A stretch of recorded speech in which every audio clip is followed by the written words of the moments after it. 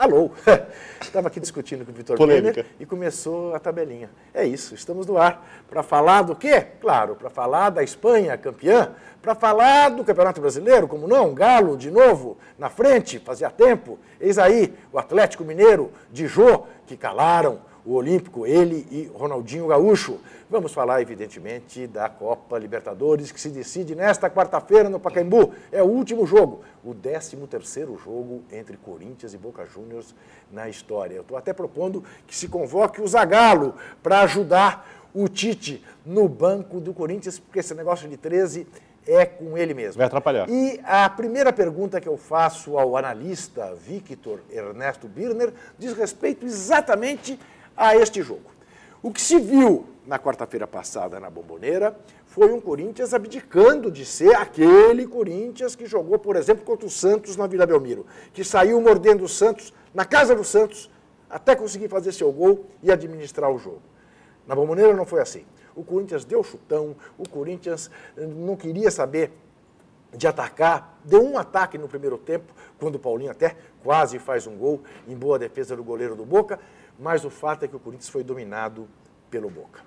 O Corinthians foi dominado pelo Boca, como, de certa forma, o time italiano dominou o time espanhol ontem, a partir do momento em que tomou 1-0, até tomar o 2-0, depois não conta, porque no segundo tempo ficou com 10, aí não havia mais o que fazer. A minha questão é exatamente essa. Eu considero, ao contrário de tanta gente que viu maravilhas na atuação do Corinthians quarta-feira passada, eu considero que o Corinthians teve, sim, muita, mas muita sorte. Sorte de campeão, mas muita sorte.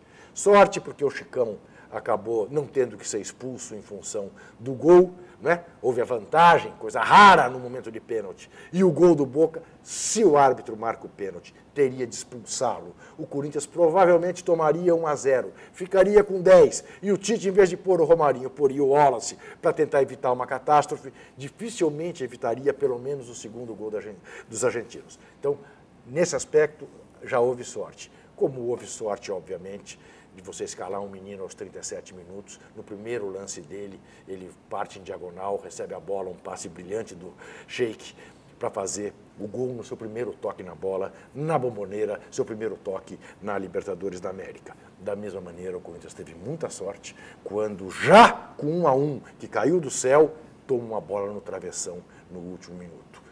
Sorte de campeão. Mas eu pergunto, o Corinthians terá de ser de novo na quarta-feira que vem no Pacaembu, como a Espanha, que abdicou do seu jeito de jogar a boa parte do tempo contra a Itália, para ganhar, enfim, essa Copa. Agora é hora de bola para o mato, porque é jogo de campeonato, ou como disse o PVC hoje em sua coluna, bola no chão, porque é jogo para ser campeão. Boa noite, boa tarde. Boa tarde primeiro, boa noite, boa madrugada, bom dia ao internauta, amigo internauta. Eu acho que o Corinthians tem que fazer o jogo dele. Assim, a única coisa que é necessária é a marcação um pouco mais à frente. Não fez, porque o Boca, em todos os jogos da Libertadores, eu notei, e foi comentado antes, um espaço entre os volantes e os zagueiros.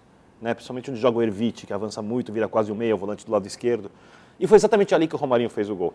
Né? E foi exatamente por ali também que o Paulinho criou aquela chance. Então, acho que o Corinthians tem que evitar que a bola chegue ao Riquelme.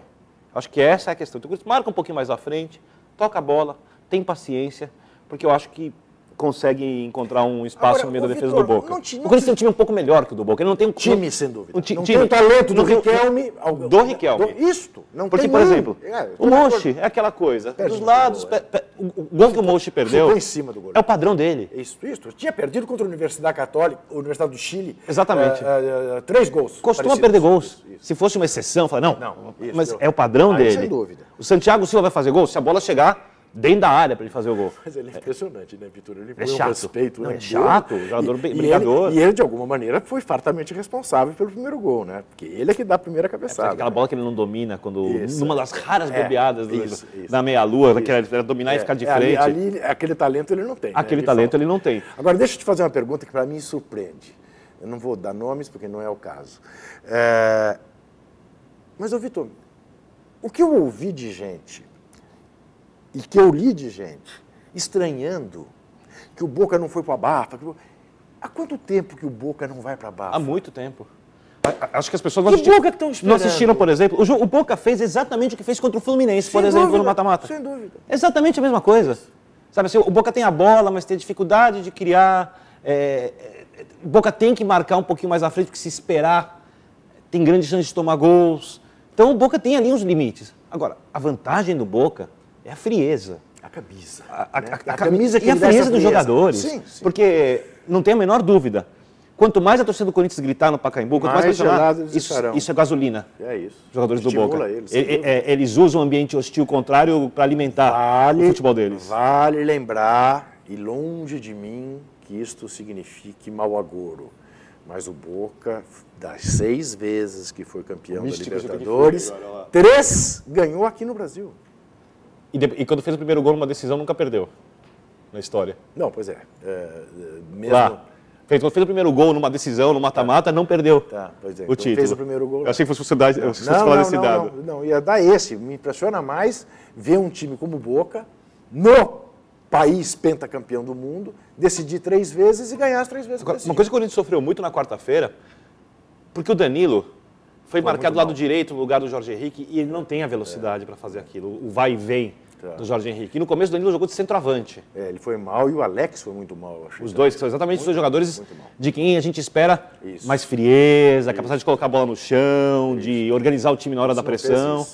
Não funcionou, não conseguiram fazer isso. Eu achei que, o grande jogador assim, da estabilidade do Corinthians foi o Castan. O Castan fez um partidaço. Tem feito uma temporada fantástica. Muito boa temporada.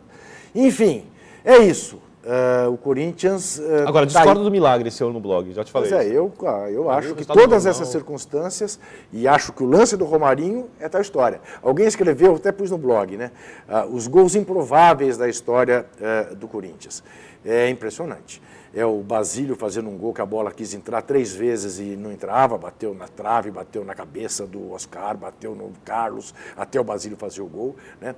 O Tupanzinho, que era ali o patinho feio do time do Corinthians, fazia um gol meio caído para dar o primeiro título do Corinthians contra o São Paulo no Campeonato Brasileiro em 90, né?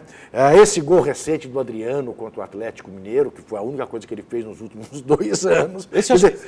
Né? Algumas coisas, e esse gol do Romarinho agora. Não é para falar, não tem adivinhação.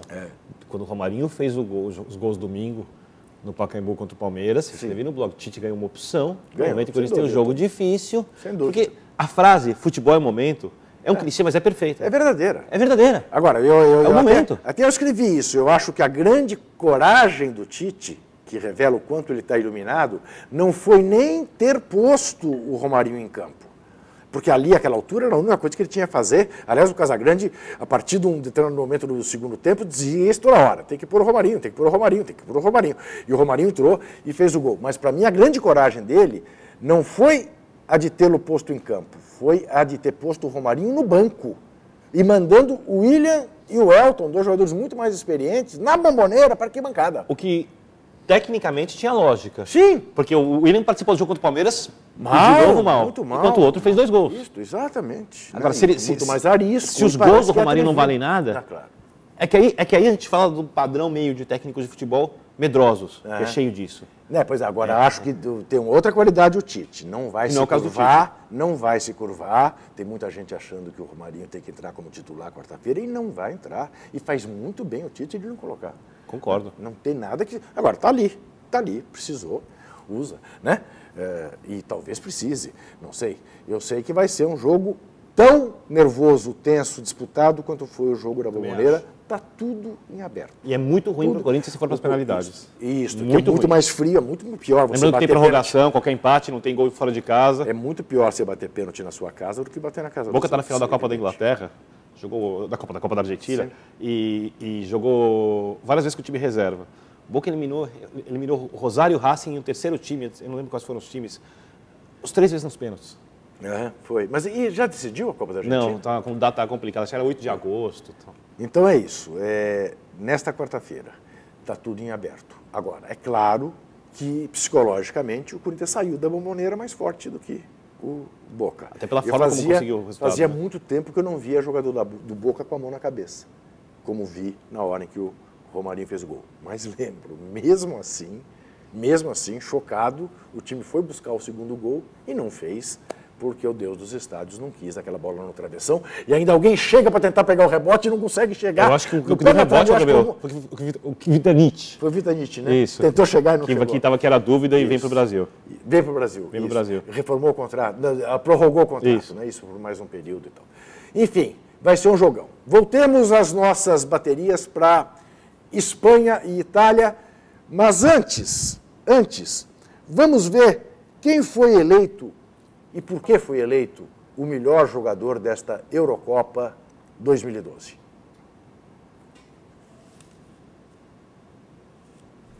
Após ganhar a Eurocopa 2012 com a camisa da Espanha, o jogador Andrés Iniesta conquistou mais um título, o de melhor jogador do campeonato. O anúncio foi feito nesta segunda-feira pela UEFA. Iniesta foi nomeado por um comitê técnico de 11 pessoas e liderou a lista dos 23 jogadores do torneio, que conta com nada menos do que 10 espanhóis. Na edição anterior da Euro, em 2008, outro espanhol também garantiu a premiação. Xavi Hernández, que joga no Barcelona ao lado de Iniesta, foi eleito na época.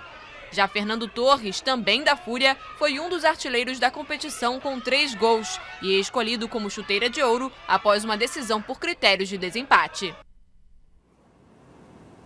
Muito bem. Então, o Iniesta ganha o título de melhor jogador da Euro. Ele, que lembremos, fez o gol que deu à Espanha o título mundial na África do Sul, em Joanesburgo, contra a Holanda. Então não foi eleito o melhor da Copa. O melhor da Copa foi o Forlán, não foi isso?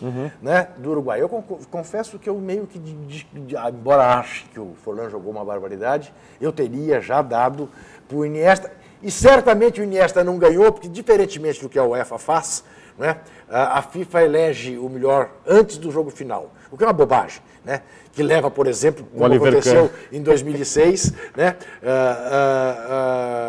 2002, o Oliver Kahn ser eleito, tendo falhado num dos gols do Ronaldo no Brasil e Alemanha, com o Marcos sendo não o melhor jogador da Copa, mas mais goleiro do que ele na Copa. Também acho. O Marcos foi melhor do que o Oliver Kahn na Copa e o Oliver Kahn ganhou o melhor da Copa. E o Rivaldo merecia até antes da final também. O Rivaldo foi o melhor jogador da Copa do Mundo. Eu também acho. Isso o Vitor acha, eu acho, o Filipão acha. Né? Admitamos que alguém ache que não, que foi o Ronaldo, o fenômeno. Tudo bem. Né? Porque afinal ressurgiu, fez Justo. Tudo bem, mas não foi o Oliver Kahn, mas foi eleito antes. Né? Então, foi o Iniesta. Agora, você não achou que ontem, assim, eu vi a final, acho que estava conversando contigo, a final da Eurocopa, mas assim, veio com muito mais interesse o jogo da segunda divisão do futebol argentino, o Rosário. Veja você, caro internauta. Eu me afogo, eu torço. Que nos prestigia com sua audiência. Eu lamento. Ele ficou vendo o jogo do Rosário pela segunda divisão da Argentina, em vez de ver Espanha e Itália. Não, eu vi ambos, mas é que eu prestei atenção no jogo do Rosário. O Rosário não subiu. Bom, vamos pular essa parte. Eu tinha a impressão que o Xavi foi o melhor jogador da decisão. O Xavi deu o segundo gol fantástico. Da decisão. Eu tô falando, o Iniesta jogou muito também. Mas o Iniesta começou a jogada do primeiro gol e foi ele o motor de toda a pressão contra a Itália até que a Espanha fizesse 1-0. Mas, de fato, o Xavi jogou muito. E aquele passe do Xavi para o segundo gol é uma maravilha. Impressionante, né? É uma maravilha. E a maneira como eles saem para o contra-ataque, isso que me chamou atenção, Vitor.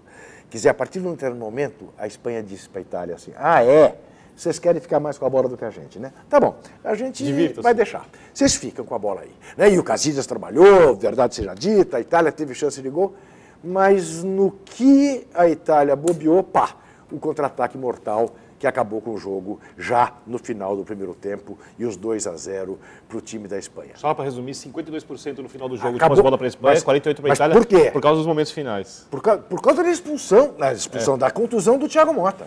O Thiago Motta se machuca aos 15 minutos do segundo tempo. A partir daí, a Espanha fica mais com a bola no pé. Mas no primeiro tempo foi 57-43 para a Itália.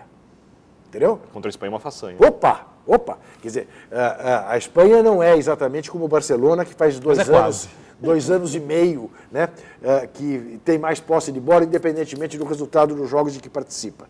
Né? A Espanha, aliás, não tem o melhor do futebol espanhol. que é o Lionel Messi. Mas não me diga que esse time é chato, que esse time é monótono. Esse time é um time admirável, gostoso de se ver. Juca, eu entendo quando as pessoas acham que é monótono. É admirável, é impressionante, é superior.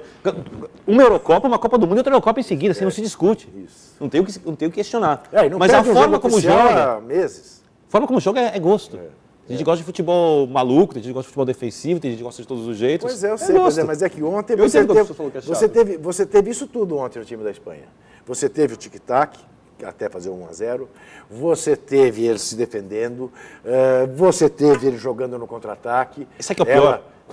Quanto melhor ficar, mais chato. Para essa pessoa vai ficar também porque vai ter mais bola. Não, depois é o seguinte, eu admito, é muito monótono para nós que não ganhamos, né? Para os outros, para quem ganha não deve ser nada chato. Mas é um desafio com prazer. Agora, deixa eu fazer uma pergunta. Você acha, por exemplo, se o Brasil for enfrentar a Espanha agora numa Copa do Mundo? A Espanha é favoritíssima. Hoje é favoritíssima. Mas você acha que porque o brasileiro sempre... Espanha vai jogar do mesmo jeito? O brasileiro sempre olhou para o espanhol no futebol, mesmo quando a Espanha tinha grandes seleções, assim, de cima para baixo, parecia que tinha alguma coisa, não, nós vamos passar, sim. nós vamos classificar. E se ganhasse, não era como ganhar, por exemplo, da Argentina, como ganhar da Itália, como ganhar da Alemanha, como ganhar da França. Você acha que agora passou a ser? Eu acho que sim, né? Mexe com as pessoas desbancar a Espanha será muito, muito interessante. Agora, o que eu quero discutir e que, tendo a divergir da maior parte das pessoas, pela tendência que eu percebo, há de se achar que esse time da Espanha é um achado fantástico, mas é um acaso de ter nascido no mesmo país, numa mesma geração, tantos jogadores muito bons como tem na seleção espanhola. Eu acho que o que nós estamos vendo é fruto de um plano, de uma escola, de um jeito de jogar. E os que virão para suceder deverão vir mais ou menos no mesmo diapasão. Tem gente que defende isso? Essa tese? Em relação ao Brasil primeira, mesmo. Em relação ao Barcelona. Sim, também. O Barcelona sempre se propôs a fazer isso, mas nunca conseguiu, aí nasceu essa geração, aí o Barcelona conseguiu ter esse time, e que depois não vai nascer outro Xavi, outro Iniesta. Mas do mesmo jeito tem o melhor jogador estrangeiro do mundo, o mais caro jogador do mundo. Posso ser chato? Só o tempo vai responder. Só o tempo, eu sei. Mas o que eu te pergunto é o seguinte, você não viu, eu vi, numa mesma época, né, jogarem o Pelé, o Didi, o Garrincha, o Nilton Santos, né? Depois não se viu o Rivelino, o Tostão, ainda o Pelé, o Jairzinho, o Gerson, né? O Carlos Alberto Torres. Tô falando, por que não pode ter o Piquet, o Busquets, o Xabi Alonso, o Xavi, o Iniesta? Porque, veja... Mas você viu Sócrates, Zico, Falcão e não viu a seleção campeã. Eu sei, pois é, mas então, essas coisas são assim. É o futebol, é a graça. O futebol é desse jeito. É a graça. Né? Assim é o futebol. Vamos dar as nossas chuteiras de ouro e os nossos pernas de pau hoje numa concessão especial a Victor Ernesto. Finalmente.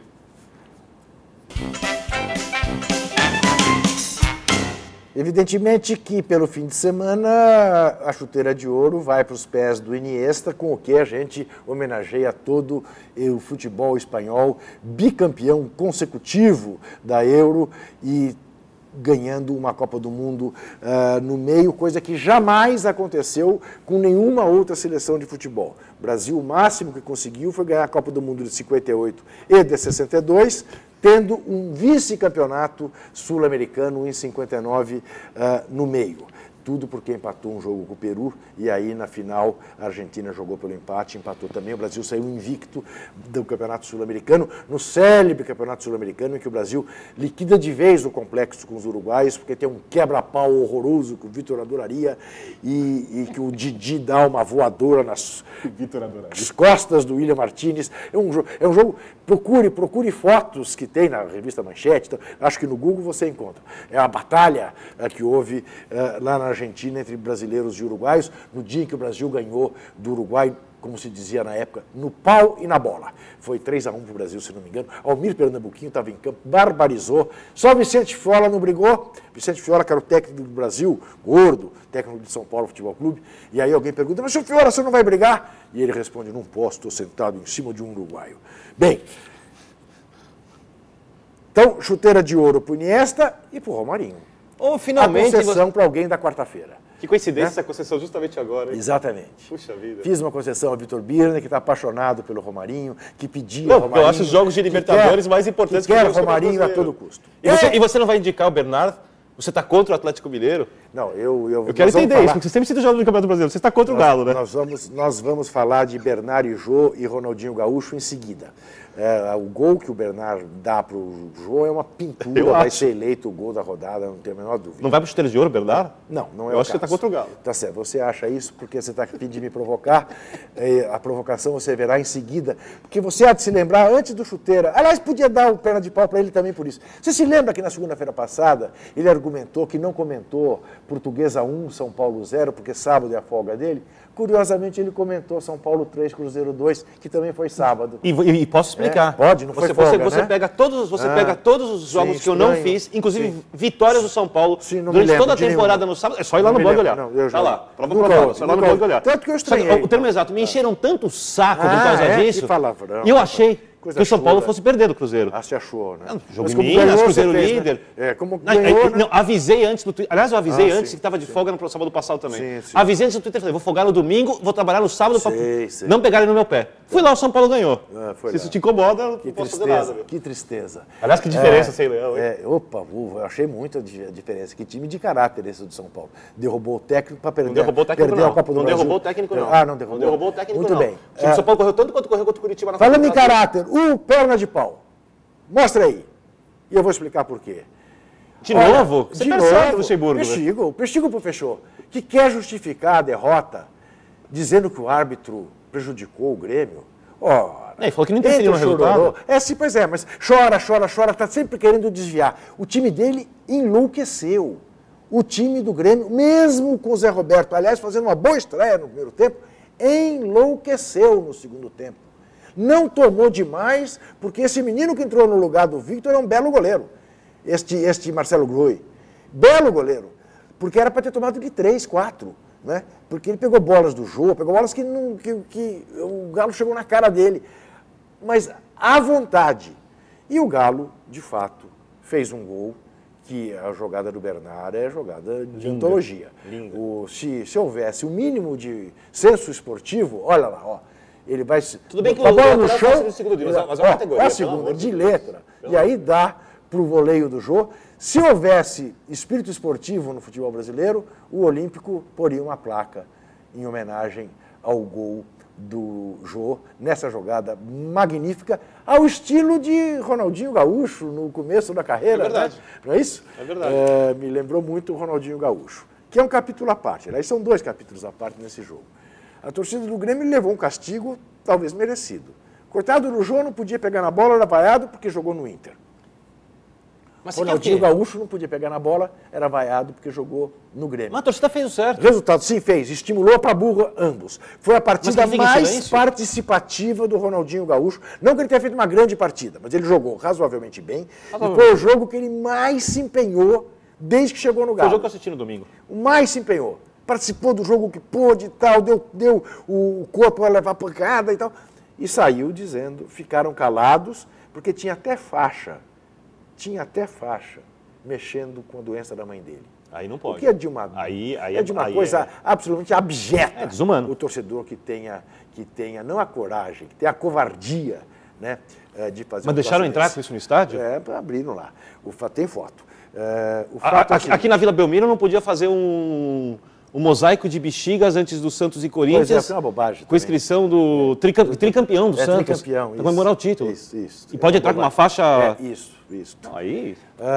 Fato é que o Galo ganhou bem, ganhou com absoluta justiça, podia ter ganhado demais, né? E lidera o campeonato no saldo de gols, né? Tem o mesmo número de pontos do Vasco, lidera no saldo de gols, fazendo uma bela campanha. O Galo Mineiro, eu quero ver mais. Eu confesso ao torcedor do Galo que eu ainda não estou convencido que a gente vai ter esse Ronaldinho se empenhando o tempo todo, que a gente vai ter o Jô fazendo o belo campeonato que está fazendo, mas, de toda maneira, o Galo está fazendo aí um começo de campanha. E tem uma diferença em relação aos outros anos, quando o Galo conseguia alguma coisa no começo. o Galo tem um elenco para brigar lá em cima. Tem. Finalmente, o presidente do Atlético Mineiro montou um elenco que permite a torcida Não, sonhar. Foi buscar o Vitor, olha que ironia, né? Porque ontem o Giovani fez uma bela partida também. Sim. O Grêmio, no primeiro tempo, jogou para fazer O Vitor é bom gol. goleiro, foi uma bela contratação. Foi. Mas, cara, Cara, né? 8 milhões. Eu não acho o Erling bom zagueiro, até o Atlético Mineiro não perde ali. Mas metade do zagueiro, mais 8 milhões de reais pelo goleiro, pagou caro. A impressão que eu tenho... O Calil é muito engraçado. Ele então, pôs no Twitter dele: ao torcedor mais chato do mundo. Se o problema era goleiro, não é mais. Contratamos o Vitor. Eu quero entender um pouco de onde sai esse monte de dinheiro que o Atlético está gastando. Do BMG, né? Só pode. Não. Não? Você acha que não? Depois a gente conversa porque tem coisas que a gente precisa ter certeza para falar. Tá certo. Ter certeza para falar. Sem dúvida nenhuma. Mas resumindo, está montando um belo time e se os jogadores mantiverem o comprometimento, que essa é a grande dúvida, se os jogadores tiverem esse comprometimento, eu acho que o Galo ali briga lá em cima e pelo menos, sei lá, pode ser campeão, mas se conseguir uma vaga na Libertadores, eu sei que é pouco, mas desde quando o Galo não joga Libertadores? Sem dúvida. Como o Botafogo, com Clarence Seedorf, também dá Juca, é um baita jogador. É um baita jogador aos 36 anos. Sem lesões, 800 e poucos jogos, nenhuma expulsão, líder, tecnicamente acima da média. Também, não dá para jogar de quarta e domingo.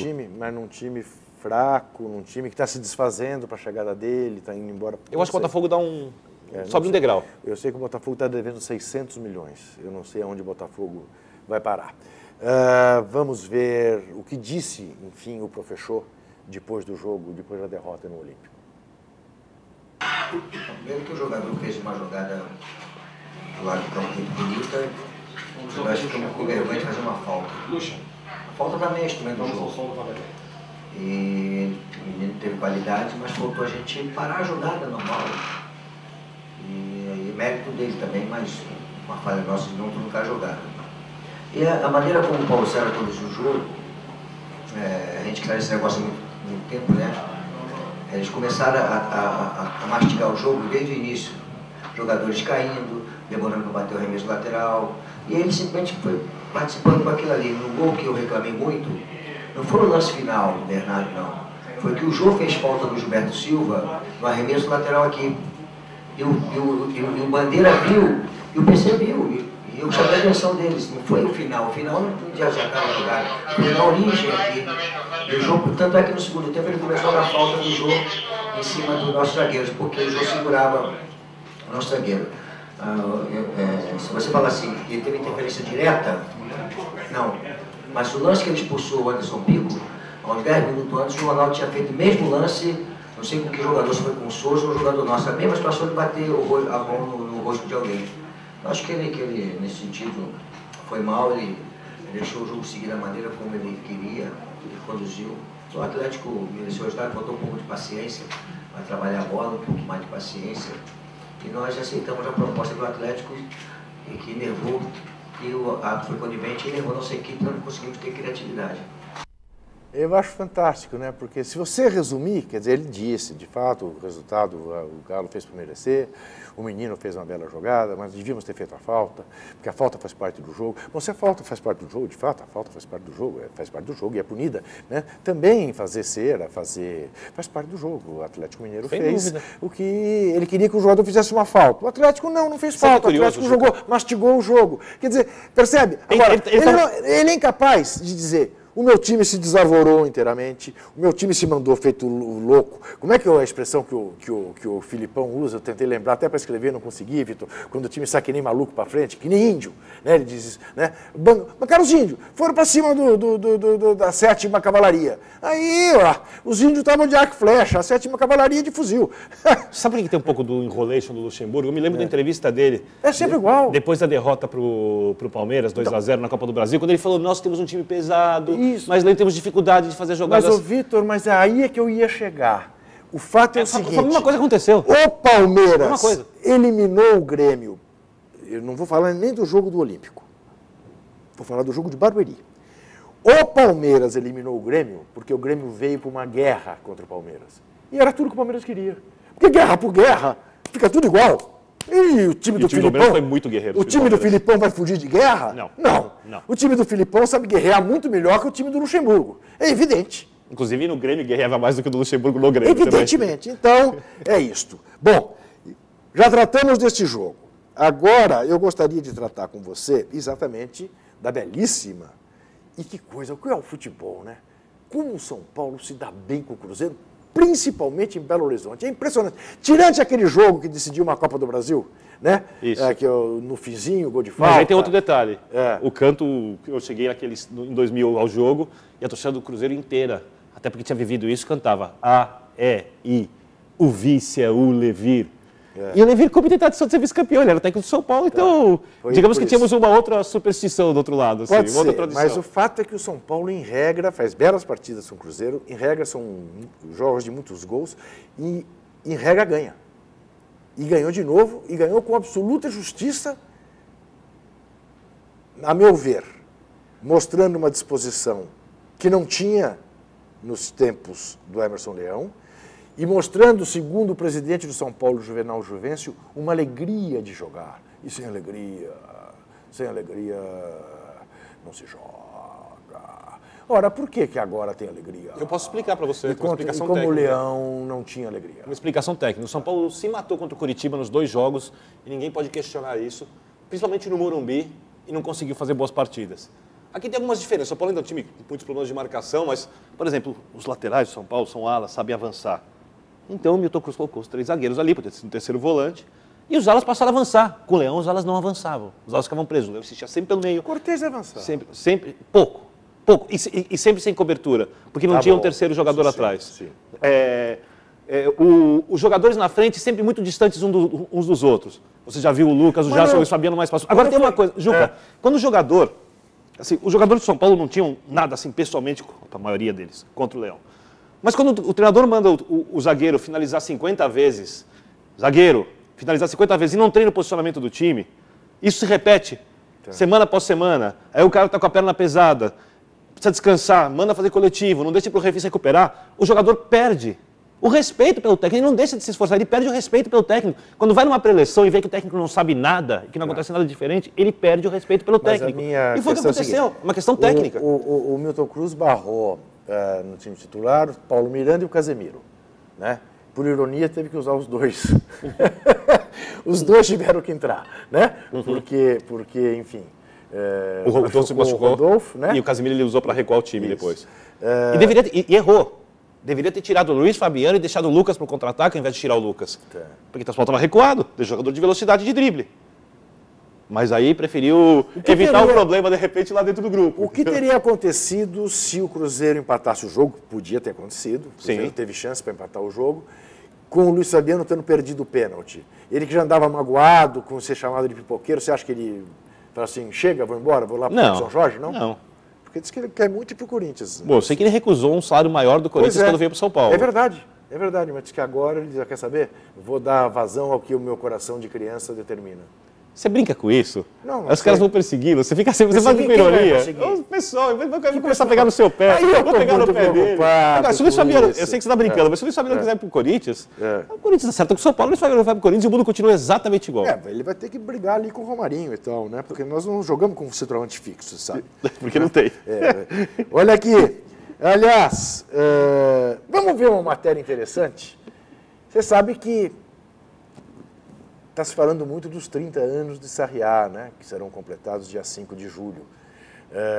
Mas o mais importante é que, neste fim de semana, fez 10 anos que o Brasil foi pentacampeão. E houve um encontro entre os pentacampeões, os que ganharam a Copa de 2002 na Ásia, do Filipão e alguns jogadores. E nós fomos lá. Nós não, a Band foi lá e nós vamos mostrar. Já se vão 10 anos que essa taça passou pelas mãos brasileiras pela última vez. E para comemorar o aniversário do pentacampeonato mundial, o seu capitão resolveu abrir as portas da própria casa para uma reunião de amigos de 2002. Como capitão do Penta, da maneira que o Brasil ganhou, eu não poderia deixar passar em branco essa data tão comemorativa, né? Eu acho que o que esses meninos fizeram pela seleção brasileira e fizeram pelo nosso país merecia algo de tão importância como foi ser campeão do mundo. Então, eu resolvi fazer esse jantar aqui na minha residência e convidar todo mundo que foi pentacampeão mundial. Eu era barbudo, era mais largado, mas era tudo pretinho, né? Barba preta, cabelo preto. Agora o resto do cabelo era preto, né? Agora tá, se deixar crescer, fica tudo branco. Mas por que não aproveitar a data para estender o evento como a celebração do futebol mais vitorioso do mundo? Representantes de 62, 70 e 94 também estiveram presentes para trocar figurinhas de campeões. Treinávamos juntos, trabalhávamos juntos, chorávamos juntos, que sabe como é que é, 4 meses juntos, né? Brincadeira. E a alegria espontânea que nós tivemos na vida como bicampeão mundial. São colegas que fazem, porque os dirigentes não ajudam em nada e não procuram. Porque aqui no Brasil, vice-campeão não é nada. E campeão do mundo é esquecido. É importante iniciativas como essas que acho que vai mudando a cultura pouco a pouco, né? Um país jovem, acho que vai aprender a importância, né, de manter a sua história, valorizar. Personagens que ajudaram a fazer do Brasil o reconhecido dono do melhor futebol do mundo por 5 vezes. Regina, eu te amo.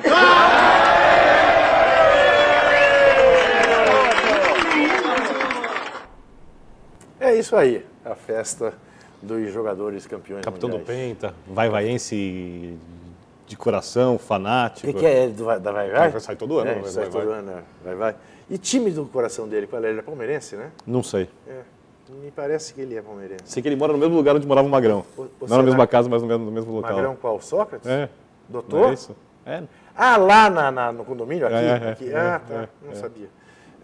Muito bem. Não sei se é no mesmo número de condomínio, mas é... Vamos ver ali. a bola de cristal, fomos mal, os dois, uma vergonha. Eu ganhei, você não pode citar isso.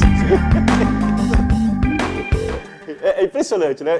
Sabe o que você parece? É impressionante, sabe o que é? Ele não liga a mínima para ganhar uma Não ligo, não, eu ligo pro seu discurso. Não, vai mostrar a vinheta. Calma. Sabe o que você me lembra?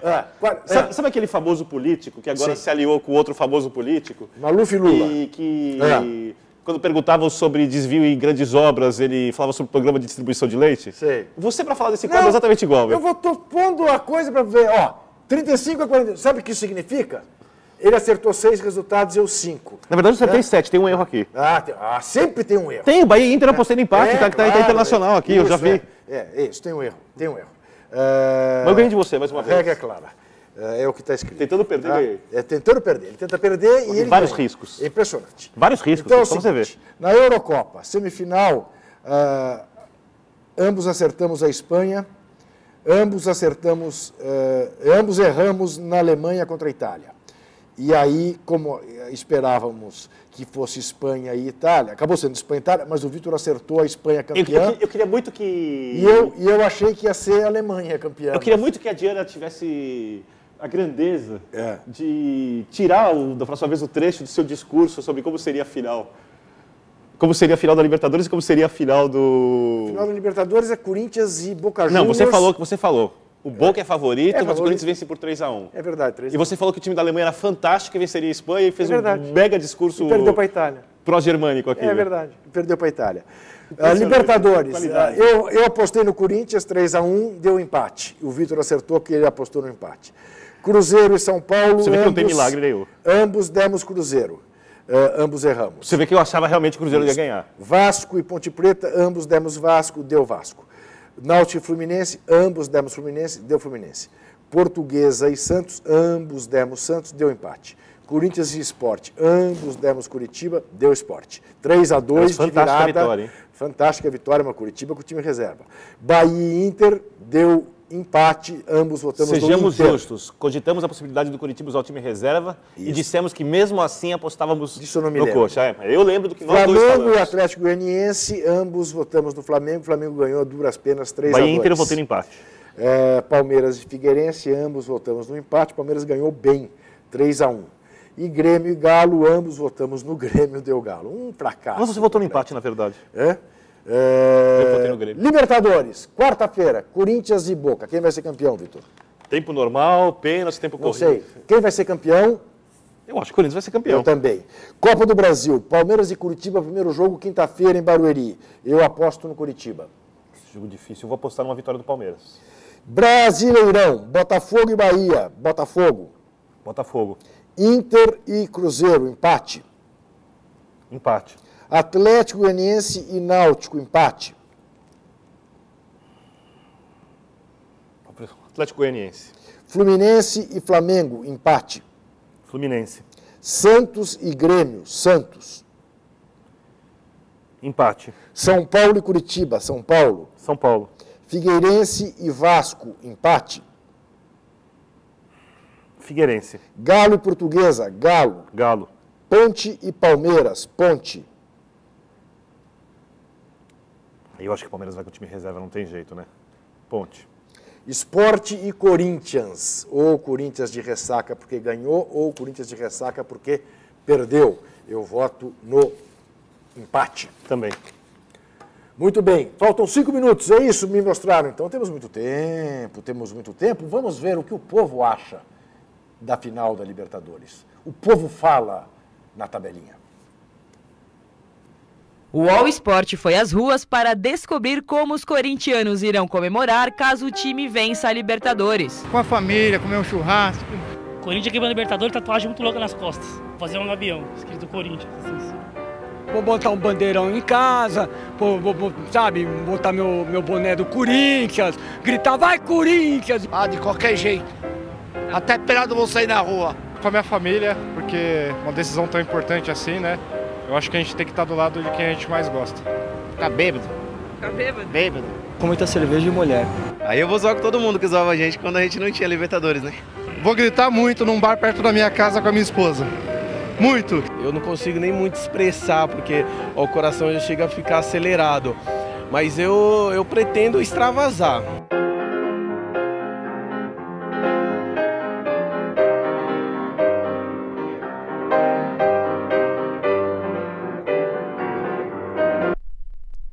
Vitor Birner arrepia inteiro quando ouve o hino do Corinthians. Olha... Posso fazer uma reclamação? Depois que eu falar.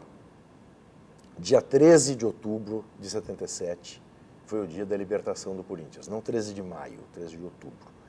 4 de julho, de novo, pode ser de outra libertação. Em 77 foi da libertação de 22 anos e quase 23 de jejum, sem títulos importantes.